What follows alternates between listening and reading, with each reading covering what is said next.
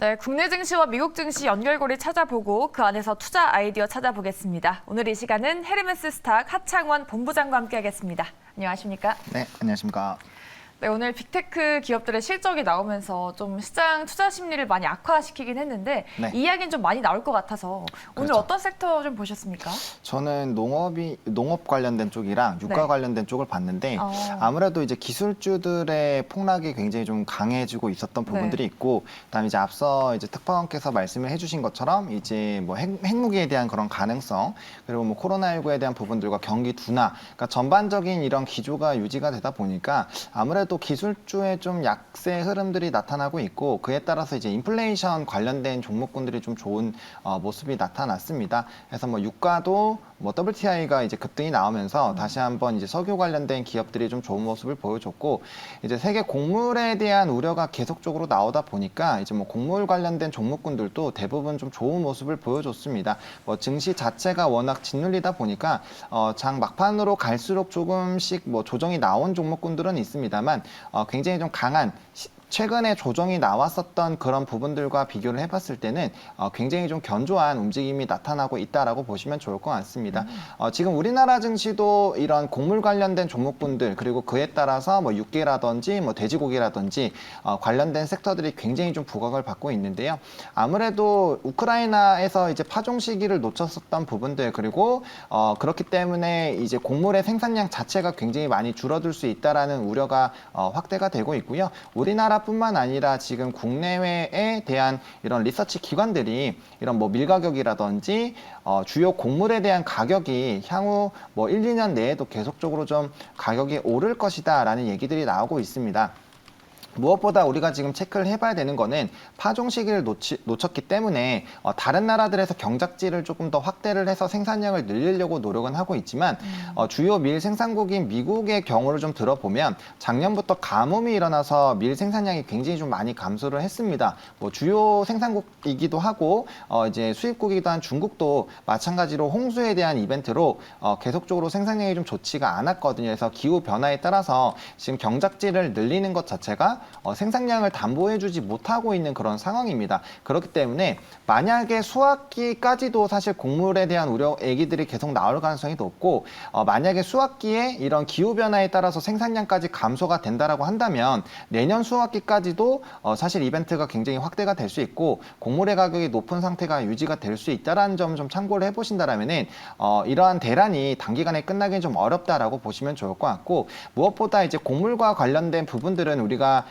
다른 원자재와는 다르게 미룰 수가 없습니다. 예를 들어서 뭐 니켈이나 구리가 부족하면 생산량이 좀 멈추거나, 물론 산업에 당연히 영향을 있겠지만 그런 식으로 조절이 가능하고 광산에서 더 캐거나 이렇게 되겠지만, 곡물은 지금 그렇게 하기가 어려운 상황이라는 거고 먹는 부분이기 때문에 우리가 밀어두기가 좀 어렵다라는 겁니다. 아무래도 실생활에 가장 예민한 원자재 중 하나이기 때문에 주요 나라들에서도 지금 빗장을 잠그고 있는데, 최근에 이제 인도네시아에서 이제 팜유 수출 금지에 대한 이런 얘기들이 나오면서 사실 뭐 샘표라든지 이런 종목군들이 굉장히 급등이 나왔던 것처럼 지금 그 기타 외에도 뭐 아르헨티나나 주요 국가들이 지금 빗장을 걸어 잠그고 있는 움직임이 나타나고 있습니다. 그래서 생산량 감소에 대한 움직임이 강화되면 강화될수록 주요 수출국들의 이런 빗장을 잠그는 움직임들이 나타나게 된다라면은 보다도 공급 부족에 대한 우려가 심각이 될 수 있고, 원자재 관련된 종목군들의 특성이 항상 공급이 부족한 상태에서 수요가 일정한 흐름이 유지가 되거나 수요가 늘어날 수 있는 구조가 마련이 되면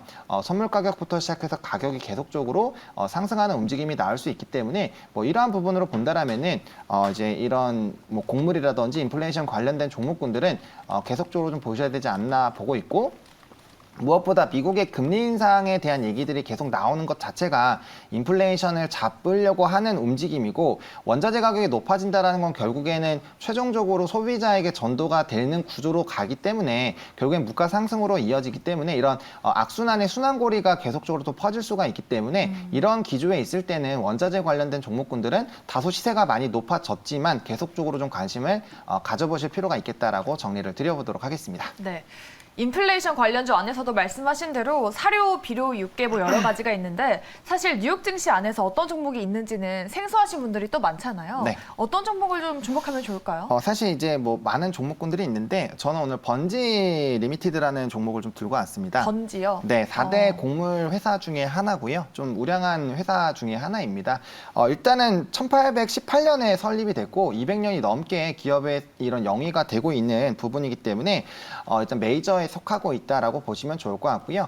일단은 사업하는 영위가 농업과 식용유 그리고 제분 등에 대한 사업을 이제 전반적으로 활용을 하고 있기 때문에 사업 부분이 지금 러시아와 우크라이나에 대한 이런 영향을 받을 수밖에 없는 사업들을 영위를 하고 있습니다. 그래서 지금 각종 증권가에서도 뭐 실적적인 이런 부분들이나 앞으로의 이런 전망들이 굉장히 좀 좋은 상황이고 물론 이제 매수를 중립으로 한 그런 이제 기관 업체들도 있지만 매수에 대한 의견이 보다 더 강하다라고 보시면 좋을 것 같고 일단 뭐 목표 주가도 좀 상향하는 움직임들이 계속적으로 나타나고 있기 때문에 특히나 이제 최근에 주가 흐름들이 굉장히 우상향하고 있고 앞서 말씀드린 것처럼 이런 생산량에 대한 부분들의 우려가 확대가 되는 기조로 간다라고 한다면 산업적인 성장 기대감에 좀 크게 영향을 받을 수 있는 기업이다라고 보시면 좋을 것 같습니다. 아무래도 기업이 크면 클수록 해당 산업에서 이제 성장 흐름들이 나오게 됐을 때 좀 수혜를 받는다라고 보시면 좋을 것 같고 이 종목 같은 경우는 에탄올에 대한 이런 생산도 좀 담당하고 있기 때문에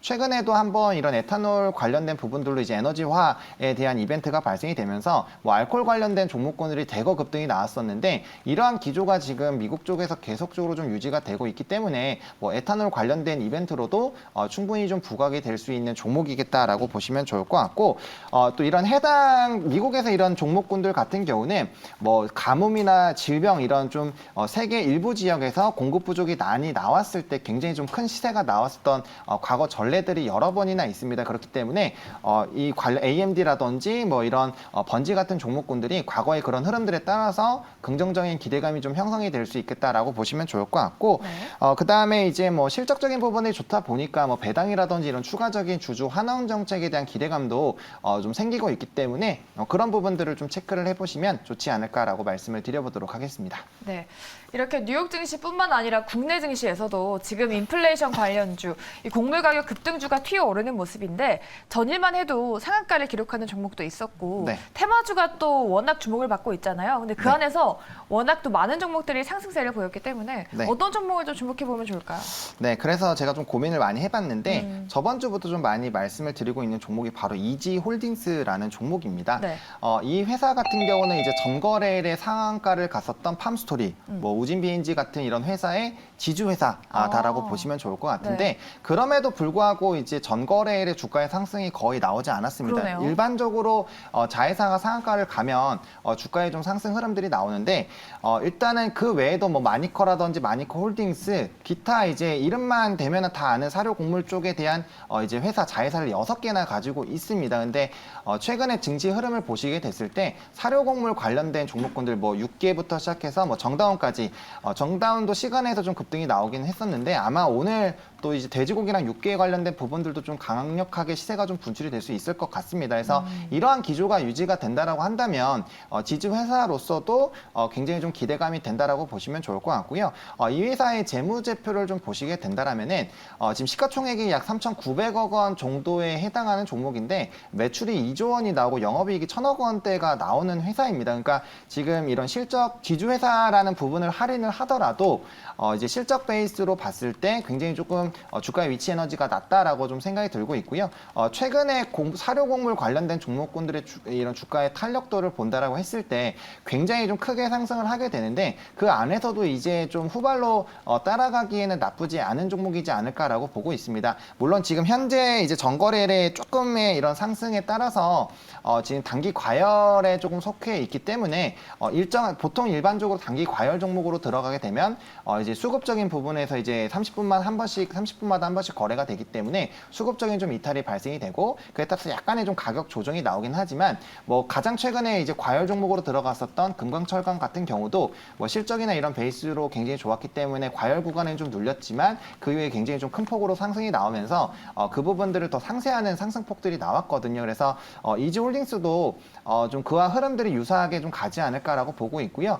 특히나 이제 대외적인 외부적인 변수가 굉장히 좀 나타난 상황이고 오늘장 같은 경우도 사실 이제 이런 인플레이션 그리고 사료곡물 쪽 그리고 그와 관련된 종목군들의 수급이 쏠리는 움직임이 나타난다고 한다면 단일가여도 충분히 좀 상승 가능성이 있지 않을까라고 보고 있습니다. 그래서 가격 전략을 조금 말씀을 드리면 네.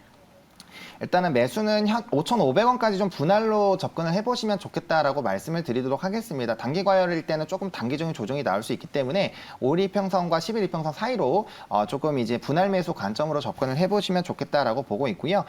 이제 목표가는 7,200원으로 좀 제시를 드리겠는데 이지홀딩스라는 종목이 연간의 이런 흐름들을 보면 매년 8,9,000원 이상으로 가는 종목입니다. 근데 올해가 특히나 이런 사료곡물에 대한 이벤트가 있기 때문에 저는 훨씬 더 높은 위치까지 갈 수 있다라고 보고 있지만 단기적으로 7,200원 선에서 월봉상으로 봤을 때 좀 조정이 나올 수 있는 단기적인 물량 소화가 좀 필요할 수 있기 때문에 1차 목표가는 그렇게 좀 제시를 드리겠고요. 만약 해당 가격을 돌파를 할 때 이평선들 살아있으면 그냥 꾸준히 끌고 가보시면 좋을 것 같고 네. 손절 라인 같은 경우는 4,820원으로 제시를 드리도록 하겠습니다. 이 초반에 상승폭이 나왔었던 이 캔들 자체가 훼손되지 않으면 현재 시점에서는 굳이 손절을 하실 필요는 없다라는 관점으로 말씀을 드리도록 하겠습니다. 네.